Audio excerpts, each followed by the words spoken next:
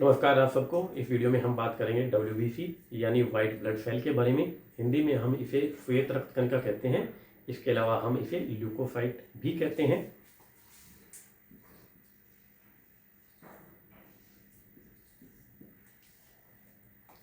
हमारे ब्लड में 3 तरीके की रक्त कणिकाएं होती है। पहली होती है RBC जो कि मिलियंस में होती है।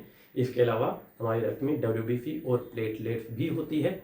हमारे रक्त में जो WBC की सामान्य मात्रा जो होती है उसे हम TLC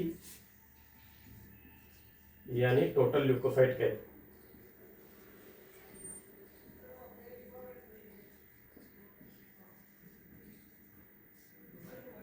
टोटल ल्यूकोसाइट काउंट यानी एक जो स्वस्थ मनुष्य है उसके अंदर जो ल्यूकोसाइट की काउंट होती है, WBC की संख्या होती है, उसे हम TLC कहते हैं, जो कि 6000 से लेके 8000 पर mm³ होती है।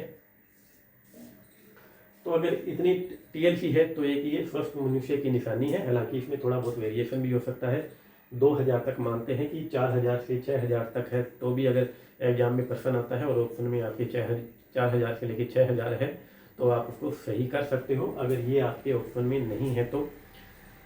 अब अगर ये मात्रा बढ़ जाती है, मान लो TLC बढ़ गई 6000 से लेके 8000 जो हमारी रेंज है, इसके बजाय अगर मान लो 15000 से लेके 20000 के आसपास हो गई, तो हम इसे ल्यूकोसाइटोसिस कहते हैं, यानी कि TLC का बढ़ जाना। ल्यूकोसाइटोसिस 2 कंडीशन में हो सकती है। अगर कोई बैक्टीरियल इन्फेक्शन हो गया है या वायरल इन्फेक्शन हो गया है, तो वायरल और बैक्टीरियल इन्फेक्शन के दौरान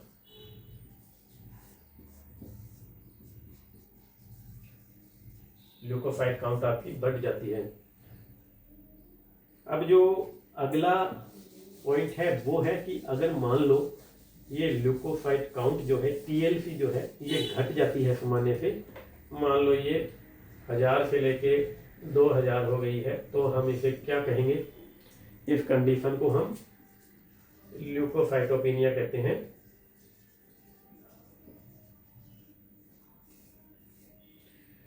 ल्यूकोसाइटोपिनिया कंडीशन जो है, यानी कि TLC जो घटती है, वो कुछ रोग जैसे कि HIV जो रोग होता है उसमें घट जाती है, टाइफाइड जो रोग होता है उसमें घट जाती है। तो यहाँ पर आप समझ गए होंगे कि ल्यूकोसाइटोसिस किसे कहते हैं और ल्यूकोसाइटोपिनिया किसे कहते हैं।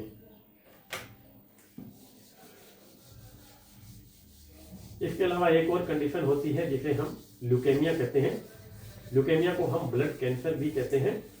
और इसमें क्या होता है कि जो WBC बनती है वो अनियंत्रित रूप से बनती है, अनकंट्रोल्ड और अनियमित बनती है, और ये बाद में नष्ट हो जाती है। इस कंडीशन को हम ल्यूकेमिया कहते हैं।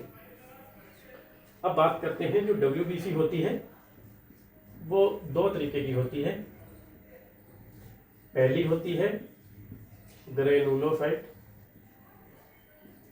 और दूसरी होती है एग्रेनुलोसाइट।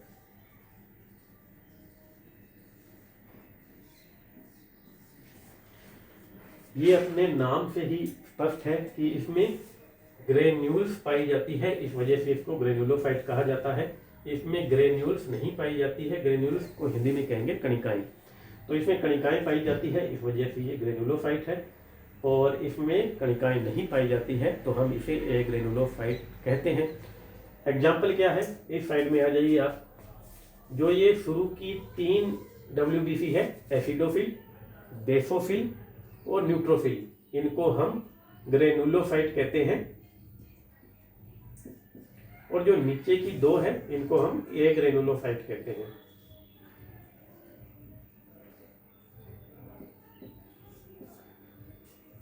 जो ये ग्रेनुलोसाइट है इसमें कई रक्त कणिकाएं हैं। ये देखिए मैंने बना रखी है साइटोप्लाज्म में इसके। इन रक्त कणिकाओं जो ये कणिकाएं हैं, ग्रेन्यूल्स है, इनकी खास बात क्या होती है कि ये किसी अभिरंजक से अभिरंजित हो जाती है, यानी स्टेन हो जाती है। जो एसिडोफिल होती है, ये अपने नाम से ही इसका पता चल रहा है कि इसको हम एसिडिक स्टेन होता है इसका, जैसे कि ईओसिन, बेसोफिल नाम से ही पता चल रहा है ये बेसिक स्टैंड लेगी, जैसे कि मेथाइनिल ब्लू। न्यूट्रोफिल नाम से ही स्पष्ट है कि ये न्यूट्रल है, एसिडिक या बेसिक कोई भी दे दो काम चल जाएगा इसका, दोनों से ही ये स्टैन हो जाएगी। लेकिन जो ए ग्रेनुलोसाइट है इनमें ऐसी कणिकाएं नहीं है, ऐसे में ये स्टैन नहीं होती है। दूसरा इनमें डिफरेंस क्या होता है ग्रेनुलोसाइट और ए ग्रेनुलोसाइट में, कि जो ग्रेनुलोसाइट होती है इनका जो न्यूक्लियस है वो कई लॉब्स या कई पालियों में बंटा होता है। जैसे कि जो एसिडोफिल है इसका न्यूक्लियस 2 पालियों में बंटा है, जो बेसोफिल है इसका न्यूक्लियस 3 पालियों में बंटा है, 2 या 3 पालियों में बंटा हो सकता है। जो न्यूट्रोफिल है इसका जो न्यूक्लियस है वो 3 से लेके 5 पालियों में बंटा हो सकता है। लेकिन जो ए ग्रेनुलोसाइट है यानी मोनोसाइट और लिम्फोसाइट जो है उनका न्यूक्लियस जो है वो लॉब्स में बंटा नहीं होता है। मोनोसाइट का जो न्यूक्लियस है वो किडनी शेप होता है, ये देख लीजिए। इसी तरीके से जो लिम्फोसाइट है इसका जो न्यूक्लियस है ये काफ़ी बड़ा होता है, जिसकी वजह से जो साइटोप्लाज्म है वो परिधि की तरफ खिसक जाता है। तो जब जो ये ग्रेनुलोसाइट है इनका न्यूक्लियस कई लॉब्स में बंटा होता है, इसी वजह से ग्रेनुलोसाइट जो होती है इनको हम पॉलीमॉर्फो न्यूक्लियर आरबीसी कहते हैं। ए ग्रेनुलोसाइट है इनका न्यूक्लियस लॉब्स में बंटा नहीं है, तो इसे हम मोनोन्यूक्लियर आरबीसी कहते हैं। तो यहां तक आपको समझ में आ गया होगा।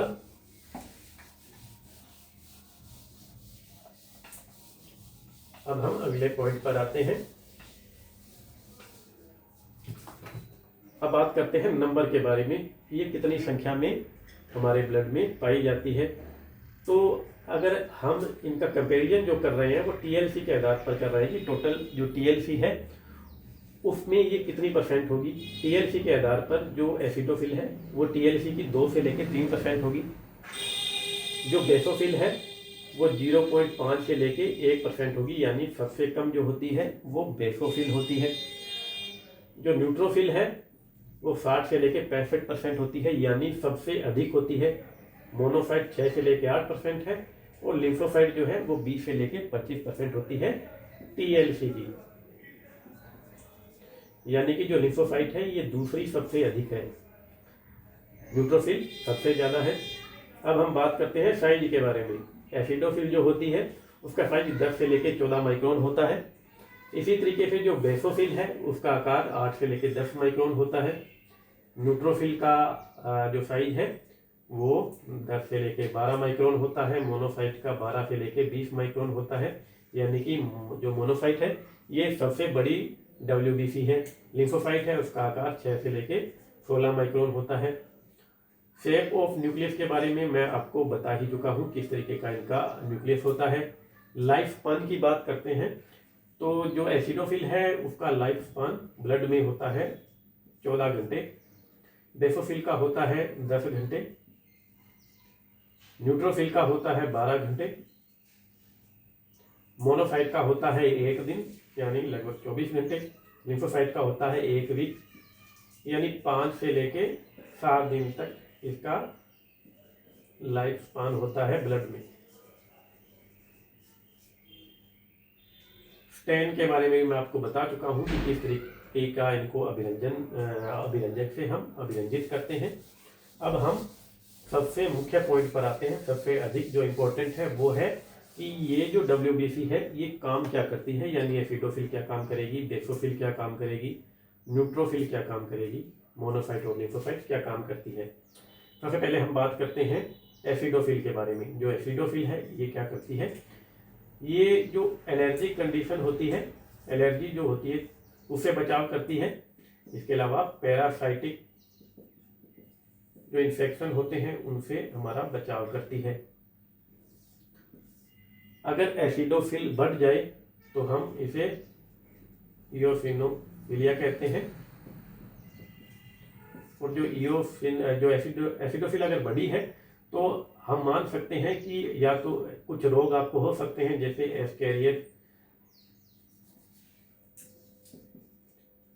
एस्केरियासिस आपको हो सकता है, आपको एलर्जी हो सकती है, आपको टीनियासिस हो सकता है, यानी टीनिया का इन्फेक्शन हो सकता है। तो ये है एसिडोफिल। मेनली आप अगर एलर्जी से संबंधित एग्जाम में क्वेश्चन आता है तो उसका संबंध एसिडोफिल से ही होगा। अगली है बेसोफिल। जो बेसोफिल है ये हिपेरिन का सिक्रेशन करती है, हिपेरिन स्रावित करती है, जो कि एंटीकोगुलेंट होता है।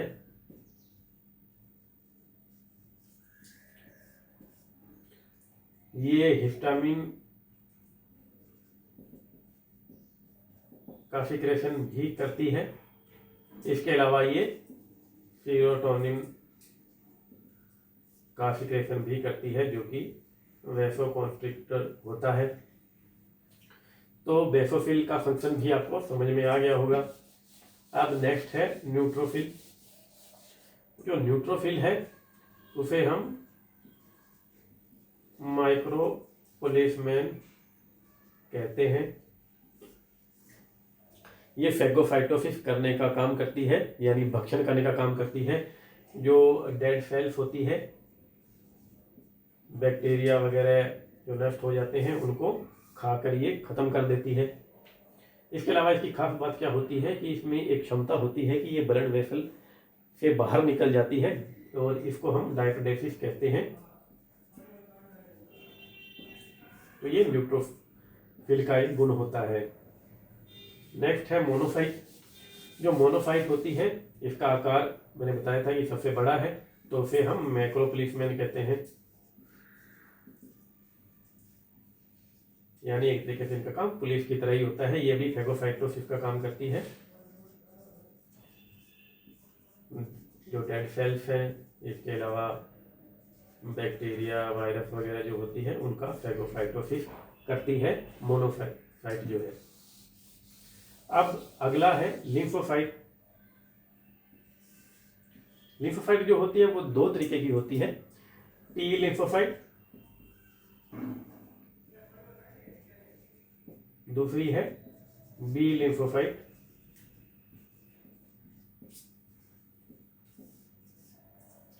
इनमें से जो टी लिम्फोसाइट होती है ये भी कई तरीके की होती है।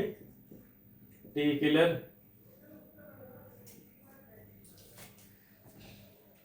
टी हेल्पर और टी सप्रेसर, इस तरीके से होती है। और ये भी इनका जो काम है वो प्रतिरक्षा तंत्र से संबंधित है। पूरा इसके बारे में डिटेल हम जब डिजीज पढ़ेंगे उसमें मैं इम्यूनिटी, जब एक्टिव और पैसिव इम्यूनिटी के बारे में आपको बताऊंगा, उस दौरान मैं आपको डिटेल से इनका वर्णन भी करूंगा। जो बी लिम्फोसाइट है ये क्या करती है, एंटीबॉडी निर्माण में हेल्प करती है। और जो एंटीबॉडी है वो भी हमारे प्रतिरक्षा तंत्र को मजबूत करने का काम करती है, एंटीजन से सुरक्षा करती है, बैक्टीरियल और वायरल इन्फेक्शन है उनसे हमें बचाती है। तो जो आपको WBC के बारे में जो भी जानकारी चाहिए इससे ज़्यादा आपको कहीं नहीं मिलेगा, और क्वेश्चन भी अगर एग्जाम में आएगा तो इससे बाहर कहीं नहीं आएगा। अगर आपको वीडियो में कहीं कुछ समझ में नहीं आया हो तो आप फिर से वीडियो को जरूर देखिएगा। अगर वीडियो अच्छा लगा है तो इसे लाइक शेयर करना ना भूलें। आज के लिए बस इतना ही। Thank you.